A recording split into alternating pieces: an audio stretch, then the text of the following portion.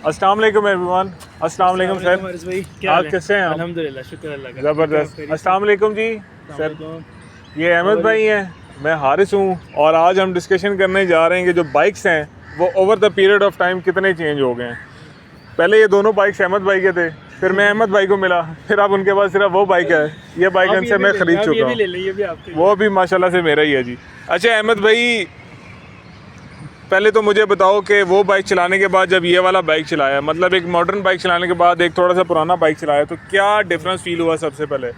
अच्छा हरीश भाई, मैं सबसे पहले बात करूंगा, अगर बहुत से लोग ना कंपैरिजन में चले जाते हैं बहुत जल्दी। हम तो बेसिकली एक इन्फॉर्मेटिव वीडियो बना रहे हैं। एग्जैक्टली। बहुत जल्दी ना लोग कंपैरिजन में चले जाते हैं। अब मैं इसका कहूँगा कि बिलीव करें कि मेरे पास ऑलमोस्ट 1 मंथ हो गया बाइक, इसको तकरीबन 1 मंथ हो गया, और आज आपके कहने पे बाइक हमने स्टार्ट किया, वरना मैं 1 मंथ से कंटिन्यूसली इसी को चला रहा हूँ। बिल्कुल। मतलब मैं इवन घर का जो फ्रूट ला रहा हूँ वो भी इसी पे ला रहा हूँ। मतलब इतना मज़ा आ रहा है कि एक तो डबल सिलेंडर है ये, तो इसका साउंड आपको दोनों कानों में पड़ जाता है ना, तो बड़ा एक वो ना मज़ेदार किस्म की फील आती है। मज़ेदार किस्म की फील आती है।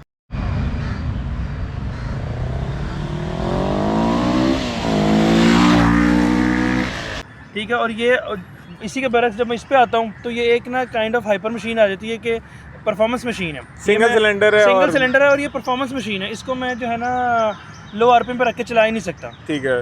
और ये इतना कूल बाइक है कि जो है ना वो बड़े मिनिमल 20-25 की स्पीड पे रख के चला रहे हैं, थर्ड गियर पे सेकंड गियर पे ही चलता जाएगा। मतलब तो इन दोनों मतलब ये सॉर्ट ऑफ क्रूजर है, और ये सिर्फ परफॉर्मेंस मशीन है। हाँ, क्योंकि ये डेफिनेटली टीएनटी जो है वो ईएफआई है, उसके बाद स्पेक्स वाइज थोड़ा ज़्यादा एग्रेसिव है।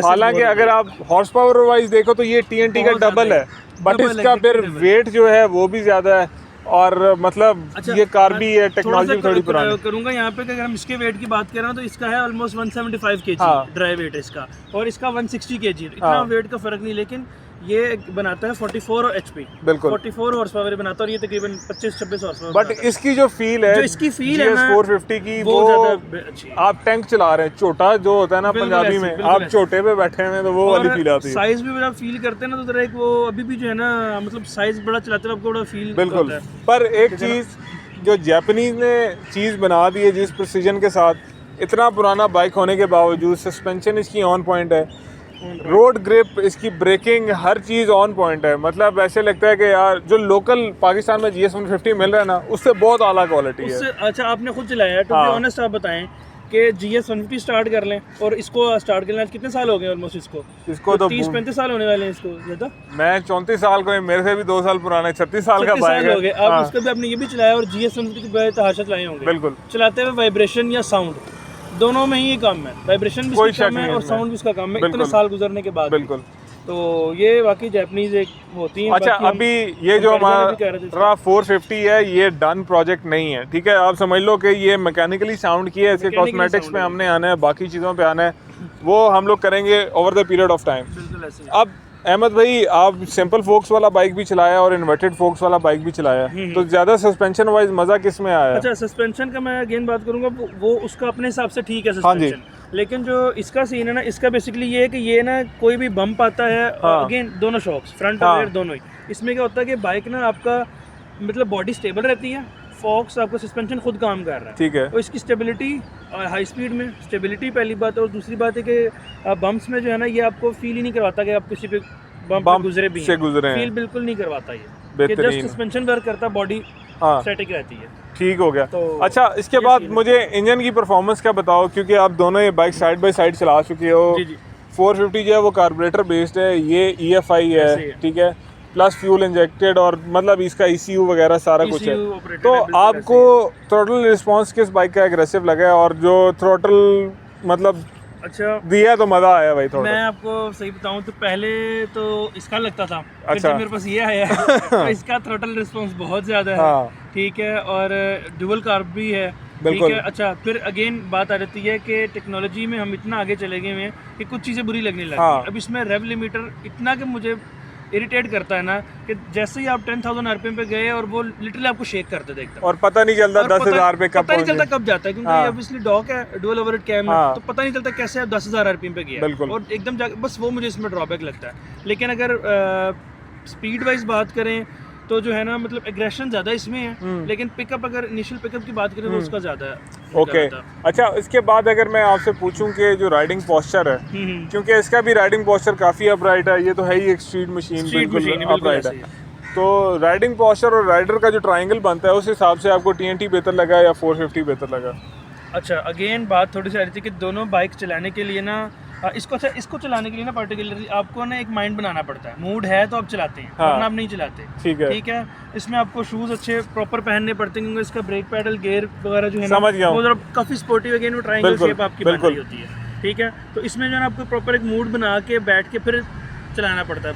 और वो आपका ऐसा है कि घर से अगर आप लिटरली ब्रेड एंड बटर लेने गए तो आप इस पे जा सकते हैं, इतना कंफर्टेबल और इतना इजी सिटिंग पोस्चर है इसका। बिल्कुल बेहतरीन। ये थोड़ा सा अगेन परफॉर्मेंस और स्ट्रीट मशीन में फ़र्क आ जाता है। अच्छा, अब बात कर लेते हैं फ्यूल एफिशिएंसी की। डेफिनेटली ये ज़्यादा फ्यूल एफिशिएंट है क्योंकि ये EFI है। अच्छा, यहाँ पे मैं कहूँगा कि लोगों की जो परसेप्शन है थोड़ी सी वो है, ये बाइक हाई ऑक्टेन पे मुझे एवरेज देता है तकरीबन 22 से 25। अच्छा, और ये अराउंड 25 देता है रेगुलर पेट्रोल पे। ठीक है, इसमें हाई ऑक्टेन चलने कभी मांगा ही नहीं। ठीक है, ठीक हो गया। तो ये डुअल सिलेंडर है, 450 cc है, डुअल कार्बोरेटर है, इतना कुछ करके भी जो है ना ये अराउंड 25 निकालता है जो है ना आपका स्टैंडर्ड फ्यूल पे। ठीक है, और वो हाई ऑक्टेन पे। लेकिन बात फिर अगेन वो आ जाती है कि ये 4 वाल्व है, वो शायद वो भी 8 वाल्व है, ये 4 वाल्व है, वो भी 4 वाल्व है, बट लेकिन ये ड्यूल सिलेंडर होके 4 वाल्व है और वो सिंगल सिलेंडर होके। तो अगेन इसमें जरा एग्रेशन ज़्यादा है, इस वजह से शायद जो है ना वो ज़्यादा कंजम्पशन है। अच्छा, एक चीज़ जो आप TNT चला रहे हो, फ्रंट पे भी डिस्क है, बैक पे भी डिस्क है। जी। इसमें फ्रंट पे डिस्क है, बैक पे ड्रम है, तो ब्रेकिंग वाइज और प्लस इसके टायर भी छोटे हैं TNT के। मैं हाँ ब्रेकिंग पे मैं आना चाह रहा था। अच्छा, जितनी पिकअप और ये देता है ना उसकी ब्रेकिंग, इसकी ब्रेकिंग जो है ना उस हिसाब से कम है। हाँ, मतलब ये आप ऐसे समझ लें कि हमने कोई मतलब इसकी ब्रेकिंग कम है, इसको बेहतर होना चाहिए था थोड़ा सा। बिल्कुल, क्योंकि लेकिन जिस एरा का ये बाइक है तो हाइड्रोलिक ब्रेक्स उस वक्त आ ही रहे थे भी। हाँ, टेक्नोलॉजी इवॉल्व हो रही थी। वेंटिलेटेड भी नहीं है, हाँ, इसका प्लेन डिस्क है। बिल्कुल, तो ये है कि इसकी ब्रेक्स थोड़ी सी बेहतर होनी चाहिए थी। ठीक है, और अगर इसी के हम कंपैरेटिवली इधर आ जाएं तो इसकी ब्रेक ज़्यादा अच्छी हैं, परफॉर्मेंस और स्पीड शायद इतनी ज़्यादा नहीं है जितनी ब्रेक्स पे काम किया है उन्होंने। बिल्कुल, तो ये सीन है ओवरऑल इसके बेहतर। आप मार्केट में बैठे हो माशाल्लाह से, बाइक्स का मॉडिफिकेशन का भी काम है अहमद का, आप सबको पता ही है, सेल परचेज भी आप साथ साथ करते रहते हो। ठीक है, वैल्यू फॉर मनी इन दोनों में से कौन सा प्रोडक्ट ज़्यादा लगता है आपको आज के दौर में? अच्छा, मैं छोटी सी बात कहूँगा, वैल्यू फॉर मनी के साथ हम ना थोड़ा सा जो है ना हम ये भी बात करेंगे कि इस वक्त सिचुएशन हमारे पाकिस्तान में क्या चल रही है और जो है ना चीज़ें कौन सी चीज़ वर्थ इट है या कौन सी नहीं है, हम थोड़ा सा उस पर भी बात करेंगे। अब ये है कि अगेन थोड़ा सा एक तो हमारा टिपिकल माइंडसेट है कि जी जापानी चीज़, हाँ, अब वो चाहे जापानी मर गए हों, कुछ भी ना रहा हो अंदर, लेकिन फिर भी जापानी चीज़ है। ठीक है, आप बिलीव करेंगे कि ये जिस प्राइस में हमें मिल गया ना, इसमें इसके सिर्फ फ्रेम और कागज़ लोग बेचते हैं, फ्रेम और डॉक्यूमेंट्स बेचते हैं कि रीबिल्ड कर लेंगे लोग, अगेन सिर्फ जापानीज़ होने पे। ठीक है, और इसकी सेलिंग भी जल्दी है, ये क्विक सेल हो जाता है, लोग जल्दी ले लेते हैं, और क्योंकि इसकी प्राइस थोड़ी कम है, अगेन मेरा ख्याल है हाफ का फ़र्क आ जाता है इन दोनों में, तो ये जल्दी सेल हो जाता है और लोग प्राइस अगर आप लोगों को बताना चाहें तो बता भी दें। इसमें तक 3 to 3.5 लाख की ब्रैकेट में हमें ये पड़ गया है, 3 लाख का लेके ऊपर कुछ पैसे भी और लगे हैं, तो ये इस ब्रैकेट में है। और एक ज़माना था इतने पैसों में बहुत अच्छा GS 500 रिस्टोर होके आप चलाते थे, रिस्टोर हो गया अगेन बात, पर अब ज़माना एडवांस हो गया। अच्छा, उस वक्त अब ये भी तो देखे ना, ये भी तो 5 लाख का था तकरीबन, नया आया था। हाँ, तकरीबन। तो ये अगर हम बात कर लें तो, और जो ये वाला है ये पर्सनली मेरे पास खुद भी है बाइक, लेकिन मैं जो है ना वो हमारे इन्फ्लेशन के साथ साथ चीज़ों के रेट्स बढ़ गए हैं, लेकिन मैं अगर आज इसको देखूं तो इतने पैसों में मतलब ये नहीं जस्टिफाई नहीं होता, वर्थ इट आप कह लें या जस्टिफाई नहीं होता। लेकिन इसी के साथ अगर आप रेप्लिकास देखें, जो रेप्लिका बाइक्स हैं, वो मैं उससे तो मैं 100 फुट दूर हूँ। अब मैं से ये 1000 दर्जे बेहतर है। यही सवाल मैं करना चाह रहा था आपसे, रेप्लिका से तो ये 1000 दर्जे बेहतर है ना। ये एक रेप्लिकास की हमने भी वीडियोस बहुत बनाई है हमने प्राइम के अंदर, वो बेसिकली इन्फॉर्मेटिव वीडियोस लोगों को बताना था ना। इसको चला के एक चीज़ फील होती है कि अगर हमें 400 सीसी का 600 सीसी भी रेप्लिका हो जाए ना तो ये उसको खा जाएगा लिटरली, क्योंकि this is made upon precision, और रेप्लिकास जो हैं वो बने हैं बस बना लिए जबरदस्त से। ठीक है, इस इंजन के बारे में मैं आपको बता दूं कि ये GS 500 का एंसेस्टर है, GS 500 और इस इंजन के अंदर सिर्फ पिस्टन का जो बोर है उसका फ़र्क है, बाकी ये पूरा इंजन आइडेंटिकल है। और इसमें किक है, उसमें किक नहीं आती, सिर्फ ये फ़र्क है। आप इस फ्रेम के अंदर बहुत आराम से GS 500 का इंजन डाल सकते हो, ये इंजन GS 500 में डाल सकते हो। Japanese use to play around और ये सारा सिनेरियो था भाई। बात को थोड़ा सा ऐड ऑन करूँगा, मेरा फ्रेंड है, इसी बाइक के बाद मेरी फ्रेंडशिप हुई है भाई से। अच्छा। तो उनका भी कभी जिक्र करेंगे जरूर। तो वो जो है ना, उनका माशाल्लाह बहुत साफ बाइक है, बहुत क्लीन बिल्ड उन्होंने बनाई हुई। उन्होंने बोल्टन स्वैप किया हुआ GS 500 के इंजन। बेहतरीन बेहतरीन। वो लाहौर की भाई हैं। एक लास्ट चीज़ फिर वीडियो ख़त्म करेंगे, एस्थेटिक्स पे आ जाओ।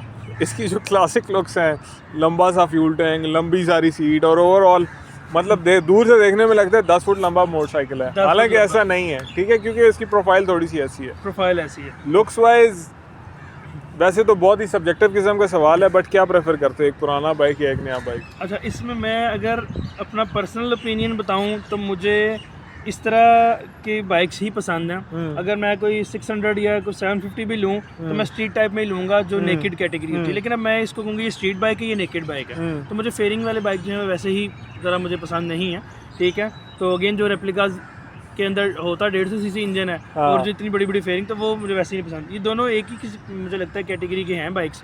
तो बस कभी दिल के ये चला लिया वो चला, इसमें मतलब लुक्स वाइज मुझे दोनों ही पसंद है कि स्ट्रेट बाइक और जो है ना बेसिकली इंजन आपको नज़र आना चाहिए। इसमें भी आपको एक काफ़ी ब्रॉड इंजन नज़र आ रहा है, उसमें भी आ रहा है, तो वो दोनों के लिए सिमिलर ही मैं जाऊँगा। अब आप लोगों ने हमें बताना है कि भाई हमने आपको इन बाइक्स की प्राइसेस भी बता दी, इनके स्पेक्स भी बता दिए। आप लोग पुराना एक ब्रांडेड बाइक लेना चाहोगे, ब्रांड सुजुकी एक ब्रांड है भाई, ऐसे तो नहीं ऑल्टो 30 लाख की बिक रही, ठीक है, या आप TNT लेना चाहेंगे।